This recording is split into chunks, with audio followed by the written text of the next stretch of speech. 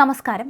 പതിറ്റാണ്ടുകൾക്ക് മുൻപ് തിരുവനന്തപുരം മ്യൂസിയത്തിൽ ഓടാതെ ഉപേക്ഷിക്കപ്പെട്ടു കിടന്ന പൗരാണിക ബ്രിട്ടീഷ് നിർമ്മിത ട്രെയിൻ റിപ്പയർ ചെയ്ത് പ്രവർത്തനക്ഷമമാക്കി മൃഗശാലയ്ക്ക് തിരികെ നൽകിയ ഒരു ചരിത്രം Thiruvananthapuram college of engineering mechanical വിദ്യാർത്ഥികൾക്കുണ്ട്. അന്ന് കാണിച്ച അതേ സാമൂഹിക പ്രതിബദ്ധതയും പ്രായോഗിക മികവും ആവർത്തിച്ചുകൊണ്ട് ഇവിടുത്തെ വിദ്യാർത്ഥികൾ വീണ്ടും ഒരു മികച്ച പ്രൊജക്റ്റുമായി രംഗത്തെത്തിയിരിക്കുകയാണ്. അക്കാദമിക് ഗവേഷണങ്ങൾ എങ്ങനെ നാടിനും വ്യവസായ സ്ഥാപനങ്ങൾക്കും ഉപകാരപ്രദമാക്കാം എന്ന് വ്യക്തമാക്കുന്നതാണ് ട്രാവൻകൂർ ടൈറ്റാനിയം പ്രൊഡക്ട്സ് ലിമിറ്റഡിനായി വിദ്യാർത്ഥികൾ വിജയകരമായി പൂർത്തിയാക്കിയ ഈ ഇലക്ട്രിക് വാഹന പദ്ധതി. ട്രാവൻകൂർ ടൈറ്റാനിയത്തിൽ പതിറ്റാണ്ടുകളായി ഉപയോഗത്തിലുണ്ടായിരുന്ന ഡീസൽ എഞ്ചിൻ ഹോളിംഗ് വാഹനങ്ങൾ ഉയർന്ന ഇന്ധനച്ചെലവ്, പരിപാലന ചെലവ്, മലിനീകരണ പ്രശ്നങ്ങൾ എന്നിവ കാരണം വലിയ വെല്ലുവിളിയാണ് സൃഷ്ടിച്ചിരുന്നത്. ഇതിനൊരു ശാശ്വത പരിഹാരമെന്ന നിലയിലാണ് പഴയ വാഹനത്തിലെ ഡീസൽ എഞ്ചിൻ മാറ്റി കുറഞ്ഞ ചെലവിൽ ബാറ്ററി കൊണ്ട് പ്രവർത്തിക്കുന്ന ഇലക്ട്രിക് പവർ ട്രെയിൻ ടെക്നോളജി CETയിൽ വികസിപ്പിച്ചെടുത്തത്.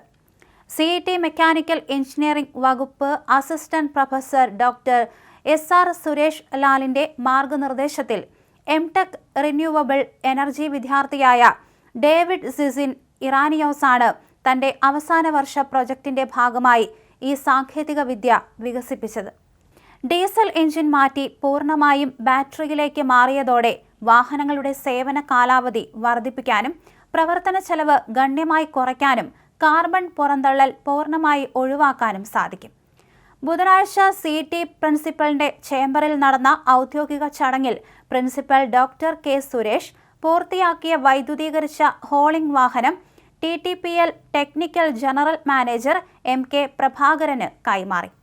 ചടങ്ങിൽ കോളേജിലെയും TTPLലെയും പ്രമുഖ അധ്യാപകരും ജനറൽ മാനേജർമാരും ഉദ്യോഗസ്ഥരും സന്നിഹിതരായിരുന്നു. Principal doctor K. Suresh, mechanical engineering വകുപ്പ് മേധാവികളായ doctor AS Karthika, doctor VS Unnikrishnan, ഇൻസ്ട്രക്ടർമാരായ PS ഷൈജു, R ഗണേശൻ എന്നിവർ ഈ പ്രൊജക്ടിന് വേണ്ട പിന്തുണ നൽകി. ഇത്തരം വിദ്യാർത്ഥി പ്രൊജക്ടുകൾക്ക് വലിയ സാധ്യതകളാണ് ഭാവിയിലുള്ളത്. ITI, പോളിടെക്നിക്, എഞ്ചിനീയറിംഗ് പഠിച്ചിറങ്ങുന്ന വിദ്യാർത്ഥികളെ ഉൾപ്പെടുത്തി വീടുകളിലും ഇൻഡസ്ട്രികളിലും സേഫ്റ്റി ഇൻസ്പെക്ഷനുകൾ സംഘടിപ്പിക്കുന്നത് അപകടങ്ങൾ പൂർണ്ണമായി ഒഴിവാക്കാൻ സഹായിക്കും.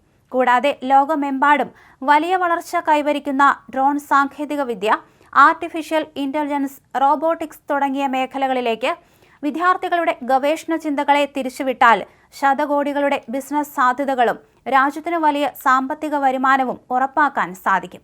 നാടിനും ഭാവി തലമുറയ്ക്കും ഒരുപോലെ മാതൃകയാകുന്ന ഇത്തരം പ്രായോഗിക പദ്ധതികൾ പ്രോത്സാഹിപ്പിക്കപ്പെടേണ്ടത് കാലഘട്ടത്തിന്റെ ആവശ്യമാണ്.